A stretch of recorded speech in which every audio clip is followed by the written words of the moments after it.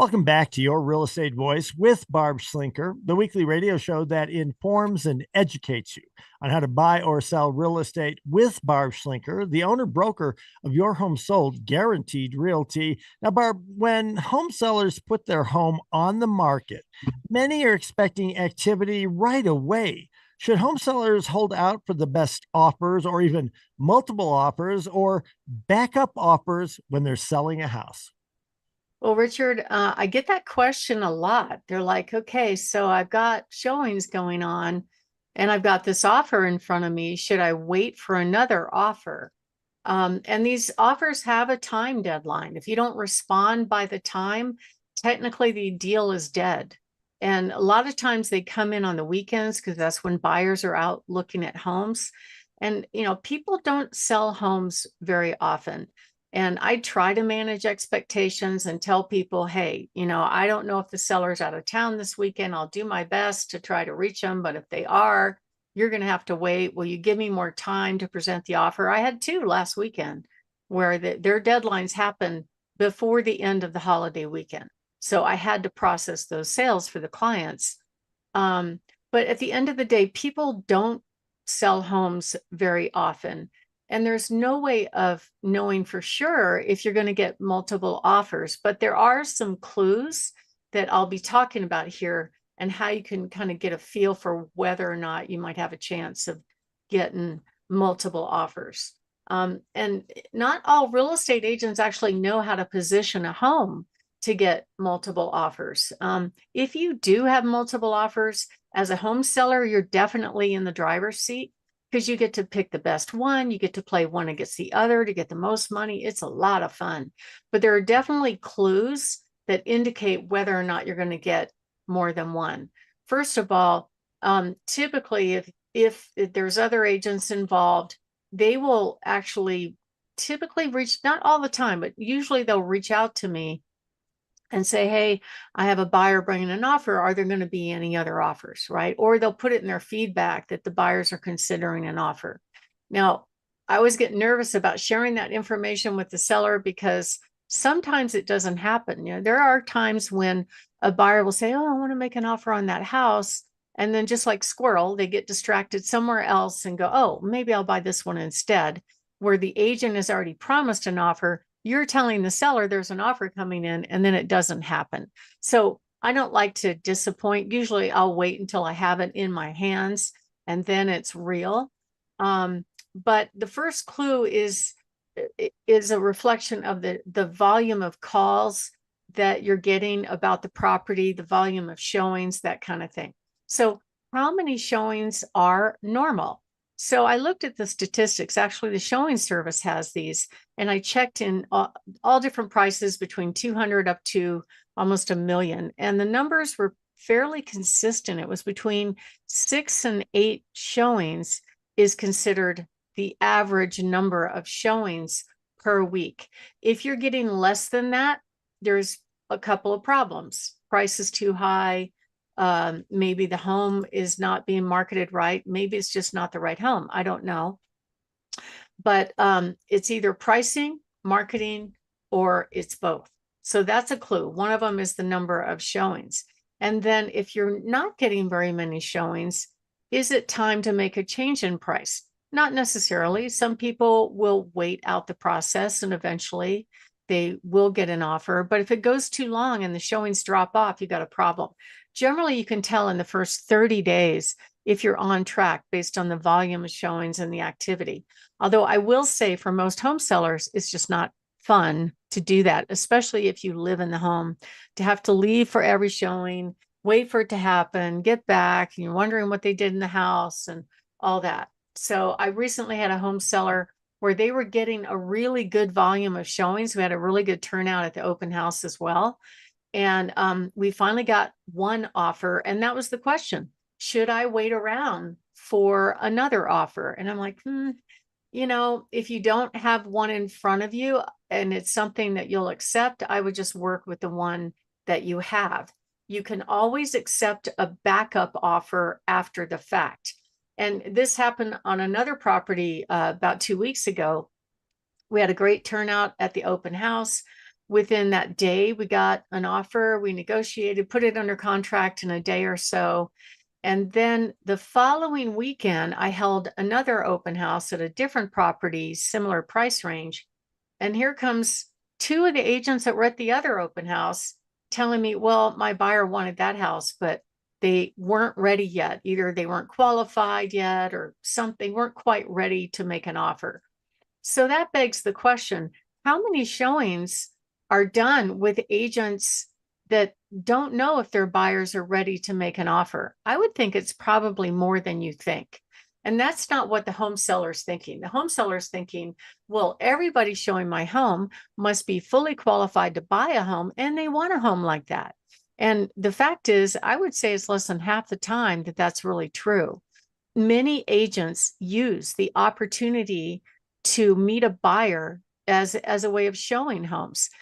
Richard, did you know that Zillow will sell zip codes? They will sell buyer leads in their zip codes. And the reason they do that, that's how they become a billion-dollar company, is basically they built a better MLS mousetrap than all the MLSs put together. They presented it. They are always page one on Google. And that's where the buyers, it's one of the top sites where the buyers go to look for homes. So the buyers raise their hand and they say, hey, I want to see that home.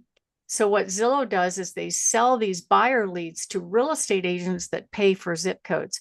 Per zip code, to just get a small percentage of those leads, it could cost as much as $4,000 a month. That is just to be connected with a maybe buyer, and the first meeting is at the house.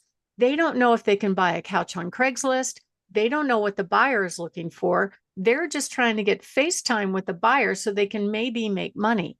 So that is kind of how it works these days. And it can be very disappointing. It could be that the number of showings are a little bit misleading about really the demand. But if you are in the unique position where you've accepted an offer and somebody else still wants the house and is willing to make a backup offer, it's a good thing for you. Kind of the way it works is once you accept a contract, you can't get rid of that buyer. You have to wait out the process unless they blow up their own deal with asking for too many repairs on inspection and you don't reach agreement, or maybe they don't qualify for the loan, or maybe the inspector comes along and says, oh, well, the house doesn't qualify. Mr. Seller, you have to do the repairs so the buyer can get their loan. That could be a point of contention as well that would open the door for a backup buyer to get the house. And the way it works is you have to give that buyer first position until the number one buyer defeats their own contract. But it also helps the seller. We're going to talk about it in the next half of the segment about how a backup offer can really be a benefit to you, because it gives the seller leverage to say, all right, Mr. Buyer, if you ask for too many repairs and fries with that too, we might just not reach agreement. And unless you withdraw your objection, we may pivot to this other buyer that we have in our hot little hand. So we're talking about how a backup offer works and why would a home seller accept it. And when we're going to come back, we're going to talk about some of the benefits and some of the downside and some stories about backup offers. If you are thinking of making a move, give us a call, 719-301-3900, or go to barbhasthebuyers.com. Richard? You're listening to Your Real Estate Voice with Barb Schlinker of Your Home Sold Guaranteed Realty. She is your voice, and you can reach her at 719-301-3900. And we're talking, Barb, about whether a home seller should consider a backup offer and how it may help them. What are some other reasons to accept a backup offer, and what can be done on the downside of it? Well, Richard, I call it the heir and the spare. I mean, basically, you've got one buyer that you have a contract on, but then you've got this backup buyer that wants the house. And if the contract is fully executed with the first and the second buyer, it means if buyer number one defeats their contract somehow, buyer number two automatically moves into first position. And we can actually use our cash offers to set that situation up for every home seller That way you have the certainty that you know the deal is going to go through.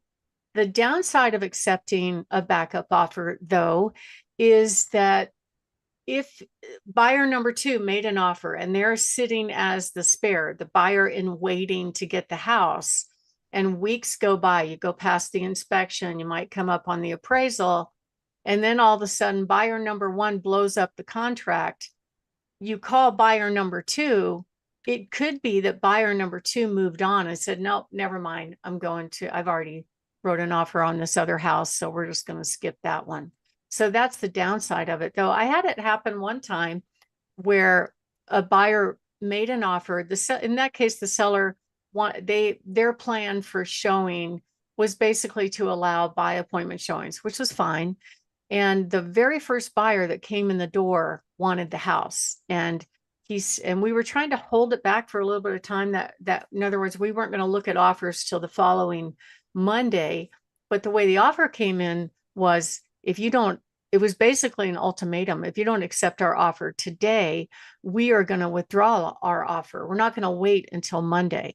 And the offer was very, very strong. It was way over asking price. So the seller took it. I said, but don't trust him. I'm not feeling good about it. So sure enough, the next buyer that looked at the home loved it too. They put in a backup offer, and then 3 weeks went by.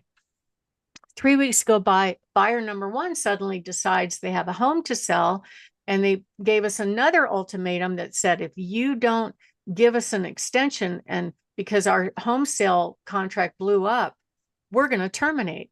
And the seller's like, bye, have a nice day, because we've got this backup buyer. So I called the backup buyer's agent, and he was actually shocked. He goes, oh my gosh, this is their dream home, and they have been shopping for other homes, but weren't able to get a contract on another home. So they were thrilled that they got the house, and buyer number one did not. So this is part of what we do. We sit down with home sellers, we give them options, and we give them certainty. So if you are thinking of making a move, give us a call at 719-301-3900. We can help you sell your home. We can even help other buyers that are coming to you that have a house to sell. We can help sell their home so they can buy yours without a contingency. Give us a call. We'll sit down and discuss all of this at 719-301-3900, or go to barbhasthebuyers.com. Richard?